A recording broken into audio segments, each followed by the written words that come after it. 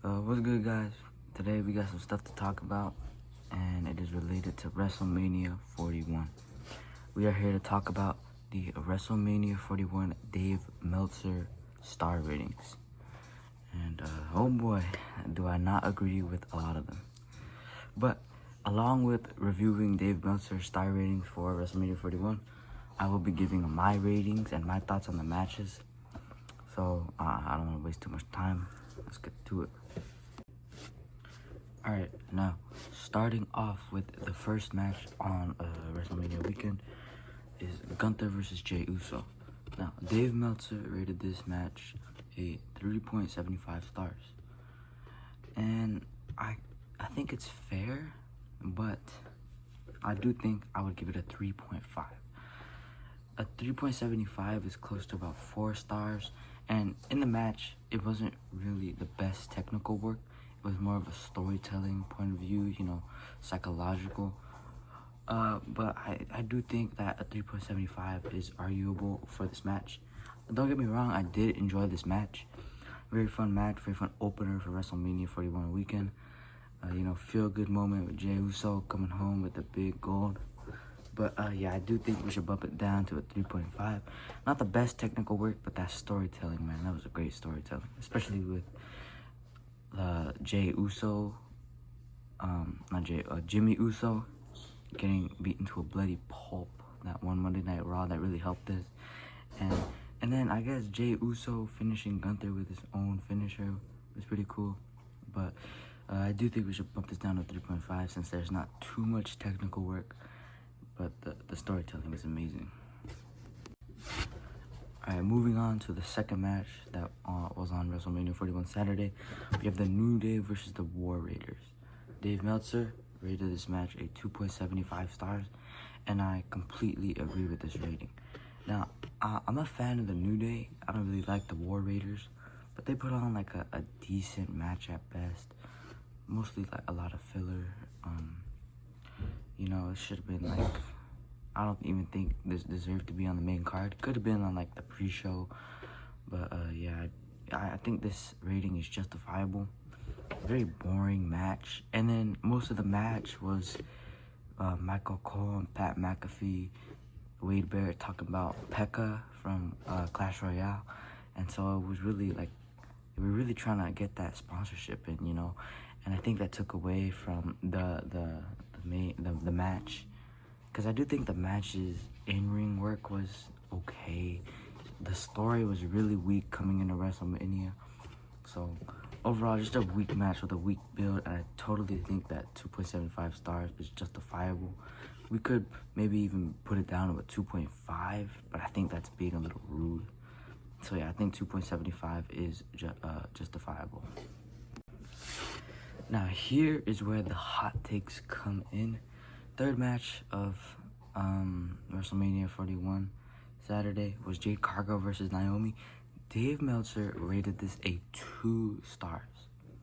Now, that is incredibly low. I would rate this match at least a 4. 4 at least.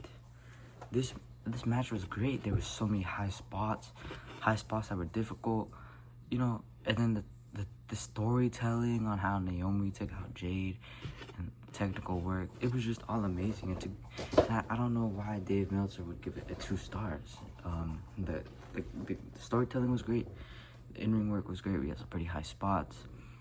And then 2 stars, which mean the New Day and the War Raiders have a better match than this, according to Dave Meltzer. And I just don't agree with that.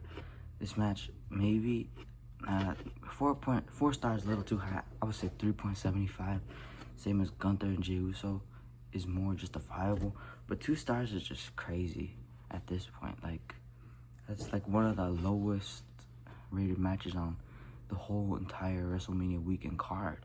And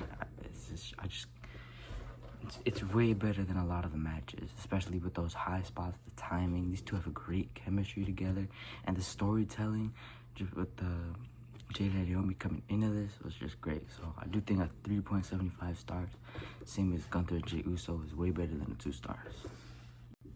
Alright, next match that was on the card for WrestleMania was Rey Fenix versus El Grande Americano, and this match got a 2.75 stars. Now, again, I don't agree with this rating.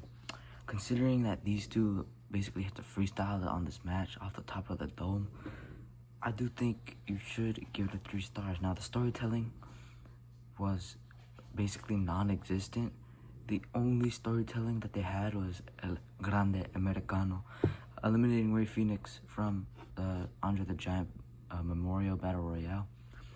And WWE kind of got lucky that they did that narrative. Otherwise, this match maybe would have been bumped down like 0.01 points. But in-ring work, I do think this was a pretty good lucha match. You got to see Chad Gable, El Grande Americano hit a moonsault, not a double moonsault, more like a moonsault and a half, because he landed on his back. That was a crazy spot. But this match was just high non-stop action, and I do think you should bump it up to a 3 stars at most. 2.75 stars is not. It's like a under okay match, and I think 3 stars is an okay match, and I do think it is just right there. It was pretty short, but like I think the action jam-packed into that much time was really good. You know, just 2 great high flyers in one match. You know, it's gonna be good. So yeah, I think 3 stars for Rey Fenix versus El Grande Americano. Next up on the card, we had LA Knight versus Jacob Fatu. Dave Meltzer rated this a 3.75 stars. This is one of the matches that I totally agree with. I think 3.75 stars is adjustable because both men looked incredibly strong in the match. No man really looked weak. Like Jacob Fatu, you know, looked like an absolute beast, but LA Knight stood his ground, you know, and so it didn't really make anybody look bad. And even though LA Knight lost, he still looked incredibly strong, especially with that the BFT spot from Jacob's moonsault.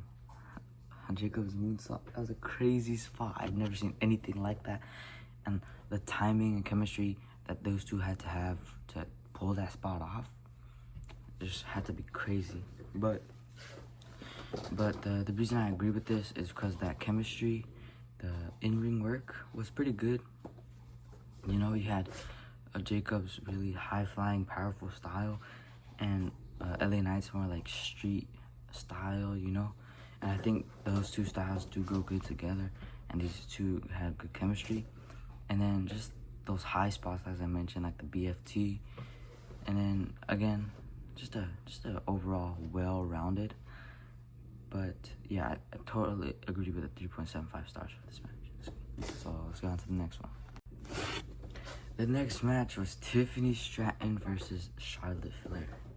Now, Tiffany Stratton versus Charlotte Flair was such a fucking disappointment. And Dave Meltzer rated this a 1.75 stars. I would honestly go lower. Like, when I was watching this match, it was about like 6 o'clock, 6:30ish, and I almost fell asleep during this match. This match was so fucking boring, and like, there's just like, it's so sloppy. It didn't look good at all. It looked like they had no chemistry, and I'm not too big of a fan of Tiffany Stratton or Charlotte Flair, but I know that their matches can be really good, and so I was pretty excited for this match, and then my expectations just flopped right after. So, and Dave Meltzer's 1.75 star rating, I think you could honestly go lower in a 1.5. The ending was whatever, you know. There was like no like time in the match where it was like, oh, this is interesting. I was just like bored the entire match, and I feel like these two have no chemistry, but at least the right winner won, you know. Tiffany Stratton was definitely the right winner, and like, so I don't know, this match was just like trash in my opinion. One of the worst on the card, and I think there's one match that is worse than this though. So but let's get on to it. The next match that was on night one, Saturday, WrestleMania 41, was the main event, which was Roman Reigns versus CM Punk versus Seth Rollins. Dave Meltzer rated this a 4.75 stars out of 5. Honestly, think you can give this a 5-star. In my opinion, this match is a 5-star. There was never a boring moment. There was plenty of high spots. They went around the whole entire arena. The storytelling was crazy. The narrative with Paul Heyman betraying CM Punk and Roman Reigns was crazy. The ending was crazy with Paul Heyman siding with Seth Rollins. I think I saw that coming, but I also didn't believe it was gonna happen. But yeah, this was honestly just a great match. I do think you should rate this up 5 stars. Yeah, I think you should rate this 5 stars. And then something I forgot, but you definitely should include, is how many near falls they were and how close they were to 3. I swear, Seth Rollins, all 3 of them kicked out at 2.99, the last millisecond that they could, and it was just, this match was just so suspenseful. The in-ring work, all these 3 gel together. You got Roman's powerhouse style, you got Punk's more of a striking style, and you got Seth Rollins' more well-rounded style. But I do think that these 3 men put on a 5-star banging match. And Paul Heyman's narrative with just him betraying everybody, this was just a 5-star match. Just amazing match. But let's get on to it. Alright, so coming on to WrestleMania Sunday, we start off with Io Sky versus Bianca Belair versus Rhea Ripley. This match also got a 5 stars, and I totally agree with it. Never a boring spot in this match. And then the storyline where Io Sky was getting outlooked by Bianca and Ripley, and then Io Sky picks up the victory, it was good storytelling. All these 3 gel well together. You got Rhea Ripley's powerhouse style and Bianca's powerhouse style, and you got the Rey Mysterio, Io Sky style. It's like Rey Mysterio and Brock Lesnar and Big Show in his prime. That's what that match didn't happen, I don't think, but this is what this match reminds me of. And it was just such a well gelled together match, and the outcome, the right winner did win. And so yeah, in that final spot where Io Sky hit the moonsault onto both, I think was just really good. And I do think this match is worth revisiting, so you should definitely check this match out. 5 stars, totally agree with. Wouldn't bump it up, wouldn't bump it down. So let's go on to the next match. Now, next match, we have Drew McIntyre versus Damian Priest in a Sin City street fight. And Dave Meltzer rated this match a 4.25 stars. And I do agree with this one as well. I do think that Drew McIntyre and Damian Priest had a really good street fight with just amazing brutal spots, so many table spots. The use of the steel chairs and the steel steps was amazing. They really squeezed in everything that they could in the 15 minutes they had to make this match. So I do think that this match is justified for 4.25 stars. The storyline going into this was at least a year-long build, but I don't think it was really that good. But the storytelling doesn't really matter too much if the match is that good. If the storyline was a little bit better, I think I'd give it a 4.5. But the story goes from WrestleMania 40 with Drew, or with Damien cashing in on Drew, to I think all the way to Royal Rumble where Priest eliminated Drew, and then Elimination Chamber where Priest eliminated Drew again. And so we're here. So it's really just Priest screwing Priest screwing Drew over and over again. And then I think this match was Drew finally getting his revenge. And so this, this match was really just 2 guys, 2 massive men going at it. Pause. But 2 massive men going at it with a stipulation, and it was absolutely brutal. So I do think 4.25 stars is justifiable. And then if they had blood, at least a 4.5 stars. It doesn't matter if the storyline was bad. If they added blood, it would be a 4.5 stars. But I agree with this one too, so let's keep moving. Our next match on the card was Braun Breaker versus Dominic Mysterio versus Finn Balor versus Penta El Zero Miedo. Look at my mask. And Dave Meltzer rated this match a 4.25 stars out of 5 stars, and I again agree with this rating. Now, I do think Dominic Mysterio was the right winner. But I did want Penta to win because he is one of my favorites. But Dominic Mysterio being the right winner was absolutely correct. And then the Judgment Day narrative, like Finn Balor and Dominic Mysterio being in the same match. And then Dominic Mysterio screwing over Finn Balor to win the match. But Finn Balor trying to screw him over first was amazing storytelling. Penta has beef with the Judgment Day, and then Braun Breaker just was spearing everybody a couple of Mondays before. And so I think that everybody had a story, had a storyline with each other. So the storytelling was good. And then what can you expect from these four in the same ring? You got Penta with his all-rounder, high-flyer, technical style.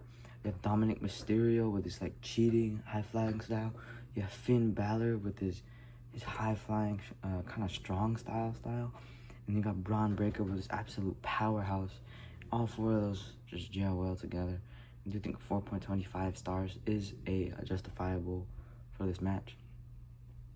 Yeah, so just a great match overall. So let's get into the next match. The next match that we had on the card was AJ Styles versus Logan Paul. Dave Meltzer rated this match a 3.5 stars. And I do think this is a little too high. I had very high expectations coming into this match. And I think that was my fault for having too high expectations. Because AJ Styles is personally one of my top 5 favorite wrestlers of all time. And I do think he can carry anyone into a great match. But I do think that the ending was a little lackluster with the Karrion Kross. Actually, no, the ending was pretty good. So, and then in-ring work was pretty good. Actually, this is a very justifiable rating, 3.5 stars. The in-ring work was decent. The ending was decent. And then the storyline was whatever, you know. AJ Styles called him out that one time. And then they just decided to have a match. I think they had a few run-ins, but yeah, so there's nothing really to say much about this. Just good in-ring work, whatever storyline, decent finish, and you got yourself a pretty good match right there. So yeah, you got both of them hitting their signature offense with like the pulverizer, I think that's what it's called. You got AJ Styles 450 splash and everything, and you have Logan Paul trying to cheat as usual. So yeah, I do think this was a pretty standard match. The next match we had was Randy Orton versus Joe Hendry, and this was Randy Orton's surprise opponent. It turned out to be Joe Hendry. Dave Meltzer, in fact, did not rate this match, but if we're gonna rate this match, and I do think we should rate it 2 stars. Now, don't get me wrong, I love Randy Orton. He is also one of my top 5 wrestlers of all time. But this match was like, whatever. It was really the moment that it created with all the suspense to see who it was. And then he turns around and says, I believe in Joe Hendry. I believe in Joe Hendry. And so that was really the moment that it created that is really important to this part. The match was like very short. Both men got to show off their signature offense. You know, it was like, I think 6 minutes, 8 minutes around there. So I think 2 stars is justifiable for the match.